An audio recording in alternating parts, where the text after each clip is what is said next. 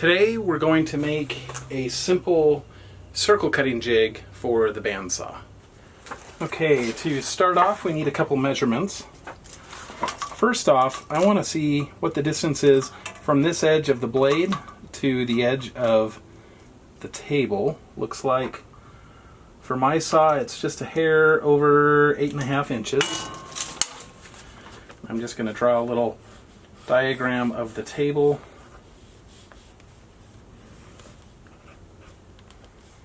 So 8.5 from there. Let's see, I'm going to want probably from the edge of the fence as well, at least to the center line, which looks like from the outside edge of the fence to the front of the blade, at least with this little blade that I have in here right now, it's right about 11 inches.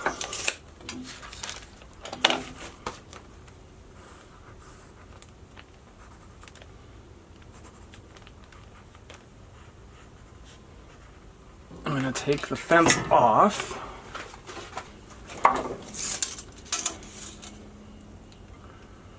Looks like 23 5/8.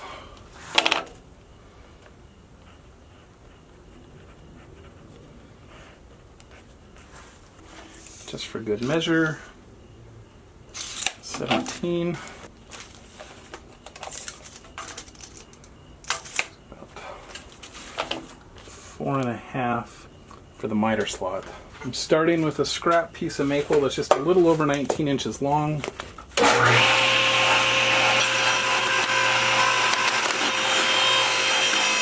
And now I'm going to rip that to about 3/8.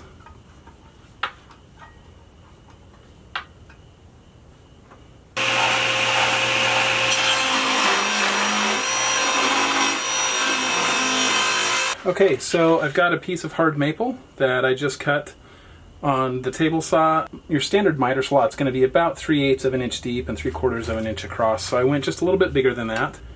And then I used my block plane to kind of fine tune it so it can move okay, but it's not super sloppy.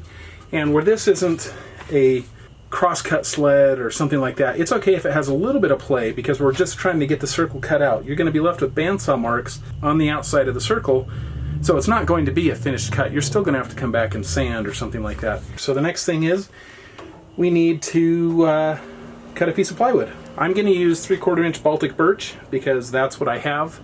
1/2 inch would probably work, but if you've got a lot of clearance, a lot of cut clearance on your bandsaw like I do, I don't know, I'd rather just go 3/4 of an inch and have it be a little bit beefier.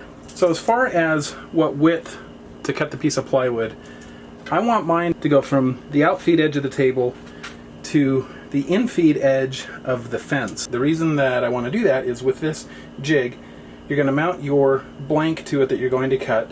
You're going to set it on the bandsaw and get this runner into the miter slot and then slide it in place. But what you don't want to do is slide it too far because you're going to be pivoting around one certain point, and if you slide past that, as you're turning your piece of wood, you're going to be turning it off center of the cut, and so you're not going to end up with the circle that you're after. In fact, you'd probably end up with guessing an oval. But by having the plywood come out to here and then screwing on a piece of scrap, a foot, something like that, we'll have a stop. So we'll be able to push it in all the way until it stops, and then as long as the measurement is correct, like we need a center line for the circle, as long as the center line that we'll be mounting the circle blank on, as long as that distance to the inside of this stop matches up with this center line here, then we should get a perfect circle. So for this one, I'm going to go 21 inches. That's actually going to extend about 1/4 of an inch past the outfeed edge of the table.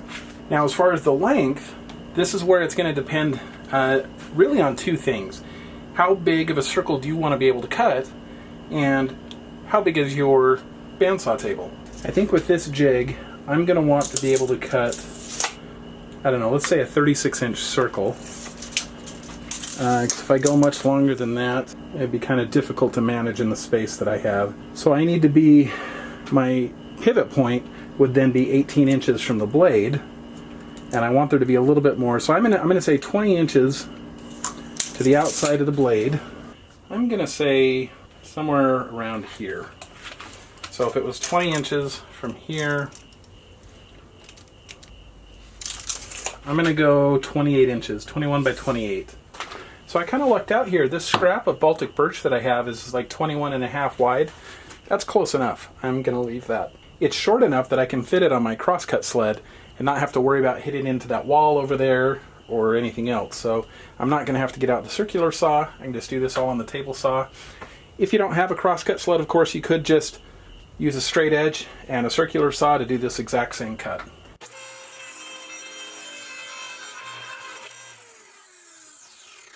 This piece has gotten a bunch of schmutz and dirt on it from its time in storage, so I'm going to sand it real quick.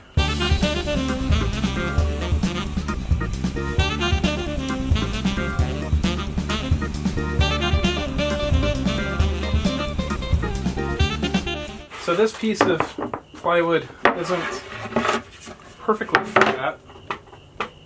It's got a little twist to it, but for our purposes, I don't think that really matters. Since this is the ugly side, I think this will be the down. So I think we're going to treat it like this is the fence, this is outfeed, and so this is basically upside down. So this would be the top, and this would be the bottom. And I'm labeling those to help figure out where to put the runner. So I think the way I'll treat this is the top, so this is facing the inside of the bandsaw. The bottom will be sticking out, so the blank will be riding like this. And I planned this cut so that I would have about 20 inches from the blade. So if I come up 20 inches from the bottom,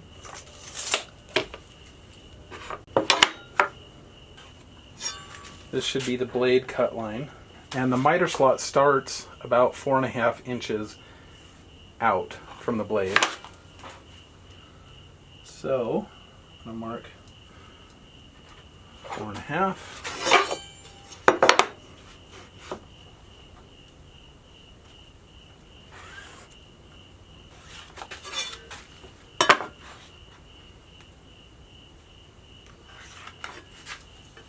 And basically, we need the runner to go like that. I think I'm going to put my runner so that it sticks out just a little bit to help kind of, as I'm dropping this in place, to kind of help give me something out front to help guide it in. So, to help get this in place,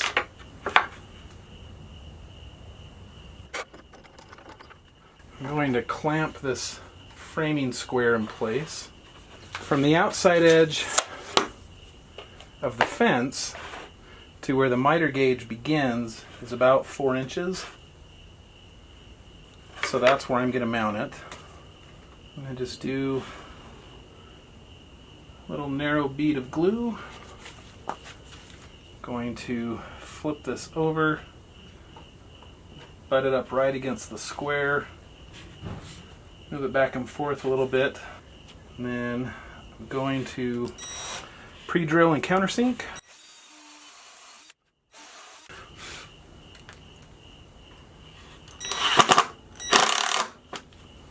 Let me get some of that squeeze out before it dries. And I'm just using 3/4 inch number 8 screws because this is about 3/8 of an inch thick. This way I don't have to worry about poking out the other side and hitting the table saw.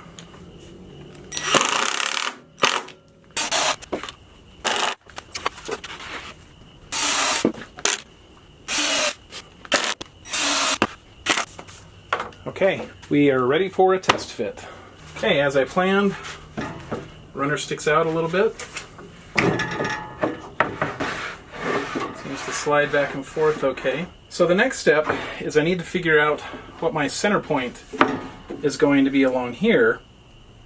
Once I've marked that point, then I'm going to power up the saw and push this through right up until the blade cuts to that point, and then I'm probably going to cut out this bit here just so that if I have to back out or something, there's less wood binding up against the blade. So probably if I go about 11 inches in from the inside of the fence, that should do. Okay, so now I've got this line that I marked in 11 inches from this edge, because this is where the stop is going to hit the fence, and measuring from the inside of the fence to the front, to the teeth of the blade, was about 11 inches. So I'm going to put this back on the saw, power the saw up, slide it in until we hit about here, and then cut this piece out with probably my jigsaw. Okay, now I'm just going to cut out the square with the jigsaw.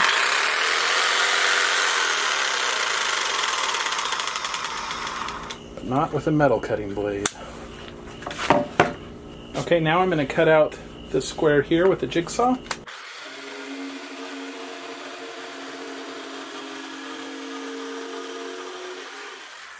And now we'll do another test fit at the bandsaw.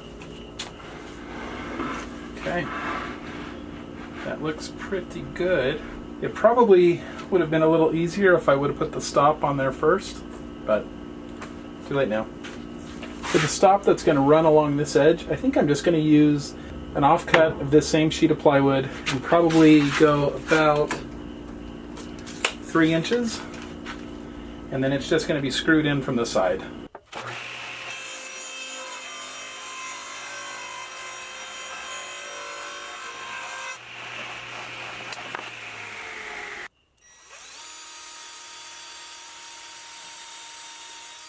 I am going to glue this in place, but I want to get 2 of the holes drilled first so that it doesn't move once I get the glue in place.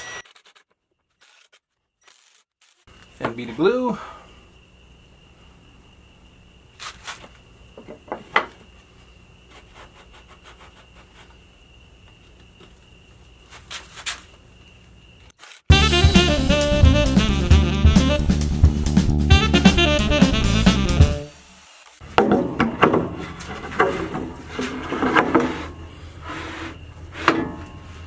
There we go.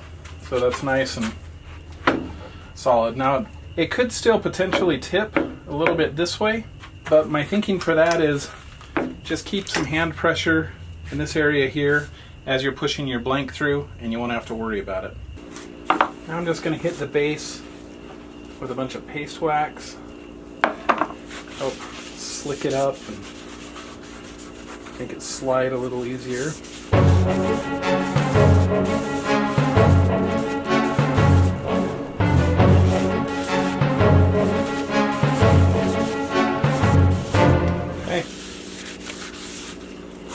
That part's good. The next thing we need to do is establish our center line. We know this is basically where it ends, so what we need to do is extend this and then drill some holes, probably mark off the measurements, and then it's basically ready at that point. Alright, so just slightly proud of 10 3/8. I'll bring that measurement down here.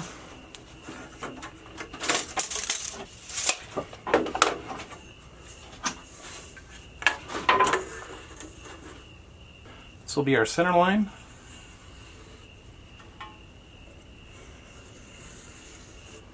And while we're at it, we can go ahead and mark off a few spots.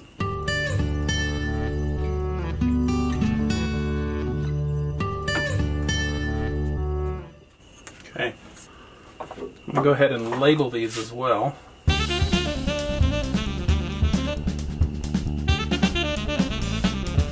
Okay. So I've got them marked out in 1-inch increments. If I ever need to put one in between, of course, that's no big deal. Just measure and mark, which the test piece I'm going to try, that's actually something we're going to deal with. I'm going for probably a 15-inch circle, I think. So I'm going to need a 7.5 on that. This is the blank I'm going to cut first. Some 8-quarter cherry that I glued up a while back. I need to find the center, and I need to decide which side is going to be the opening of the bowl platter thing. I think I'm going to have this side be the dished out portion of the platter. So this will be the side that I drill a hole in. And the reason for the hole is so that I can run a screw through the circle cutting jig into that hole to hold it in place. So I need to find center. About 15 by 15, so 7.5 and 7.5. That'll be my center point. I'm going to drill in just a little bit. Probably good enough. There's the blank. Now I need to mark on here the actual radius that I want. So if I'm going to go for 14.5, then I need a radius of 7.25. Now I'm going to flip that over. And the reason I'm going to flip this over is so that I can countersink it just a little bit. And here I've got a 1-inch screw. Drive that through. And now we've got that just barely sticking up.